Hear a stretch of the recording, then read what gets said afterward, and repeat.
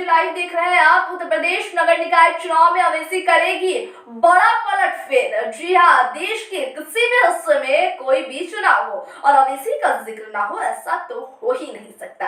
दरअसल बीते कुछ समय में असदुद्दीन अवेसी ने जिस तरह से देश की राजनीति पर अपनी छाप छोड़ी है, इसकी वजह से उनकी पार्टी जिस भी चुनाव में हाथ आजमाती है वह चुनाव बेहद रोमांचक हो जाता है।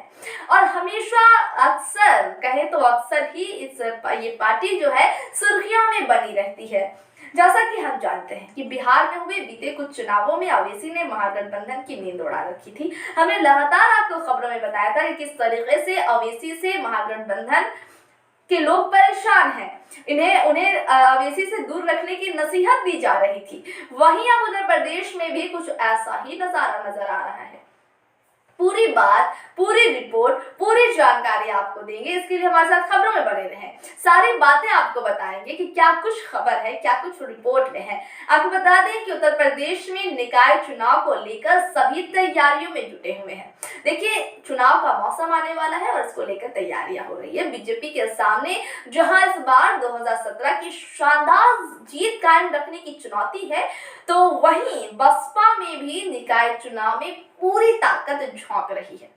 जी हाँ, बसपा भी निकाय चुनाव में पूरी ताकत झोंक रही है। इसके साथ ही अखिलेश यादव की बात करें तो अखिलेश यादव की अगुवाई में समाजवादी पार्टी 2017 में बुरी तरह हार गई थी, लेकिन इस बार सपा और आरएलडी गठबंधन के साथ मैदान में है और बीजेपी को घेरने की पूरी कोशिश कर रही है। कोशिश सभी को करनी चाहिए और कहते हैं कि कोशिश करने वालों की हार नहीं होती। खैर, यहाँ पर क्या होगा वो देखना है।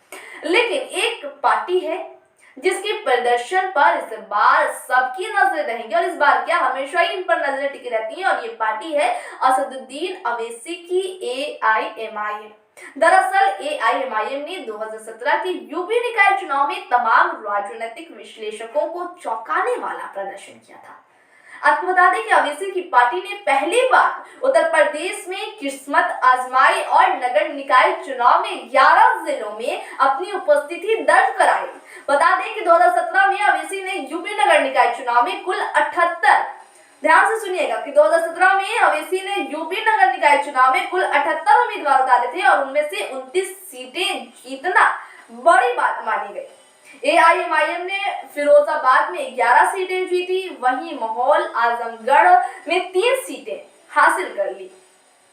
आगे भी आपको सीटों की बात बताएंगे कितनी सीटें जीती। इसके अलावा अगर हम बात करें तो संभल, अमरोहा, मेरठ और बागपत, जी आपको बता दें कि बागपत में 2-2 सीटें अपने नाम की, जबकि डसना, कानपुर, बिजनौर, इलाहाबाद और सीतापुर में 1-1 सीटें अपने नाम की। 5 साल बाद, जी हाँ, 5 साल बाद एक बार फिर प्रदेश में नगर निकाय चुनाव की आहट है।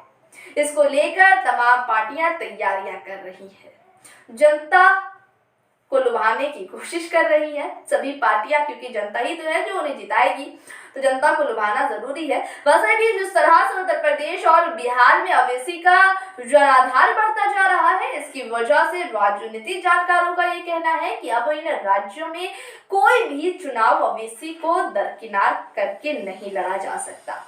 ये बड़ी बात कही जा रही है पार्टी के बारे में, यानी कि अवेसी की पार्टी किसी भी चुनाव में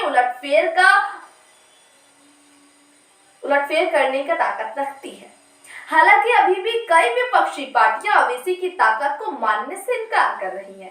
जी हां, जहां एक तरफ अवेसी से डर रहे हैं, अवेसी को खतरा समझ रहे हैं, वहीं कई पार्टियां अभी भी ऐसी हैं जो इनकी ताकत को मानने से इनकार कर रही हैं और जिसका नुकसान में उन्हें चुनावों में उठाना पड़ रहा है।